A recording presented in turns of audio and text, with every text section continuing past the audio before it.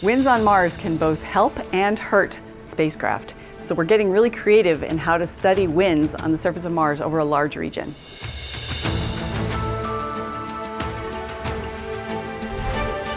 We're here at NASA's Jet Propulsion Laboratory in the Space Flight Operations Facility, also known as the Dark Room.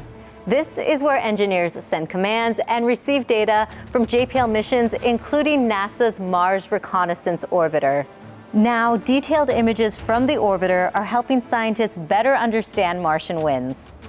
Leslie Tampery is MRO's Deputy Project Scientist. Leslie, what are we seeing in these images? So what you can see here are dark patches on the surface of the ice near the South Polar region. And they're created by gas jets that come from under that ice up through cracks and deliver that dust out onto the ice. And the wind will carry that dust and lay it on the surface, forming these fans. And what we can do with this information is we can look at the directions and the sizes, and we can try to understand what the wind field is doing. And I understand that volunteers played a large role in this research. Yes, they did.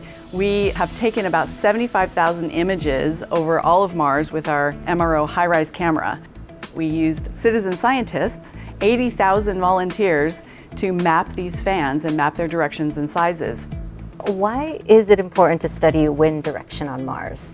Some of our landers and rovers have had wind measurements, but only in a few locations at a few different times. But winds are very important for understanding today's climate on Mars, but also for trying to understand how the climate was different in the past.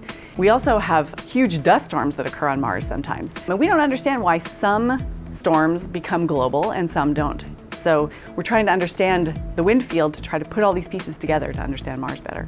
And how does that information help protect NASA's spacecraft? Right, it's very important for not only the spacecraft, but probably future human exploration as well. Because dust, it can be dangerous to hardware. For example, on the Perseverance rover, we're fortunate enough to have a wind sensor, and we're measuring dust devils. And a couple of these dust devils and wind events were so large, they picked up not only dust, but bigger particles, sand-sized particles.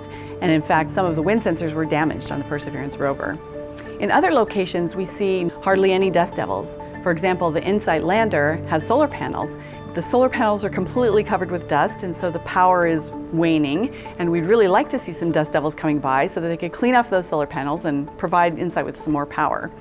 So learning about the winds and the different environments and how they change across Mars will really help us plan not only for the conditions for today's spacecraft there, but also plan better for the future.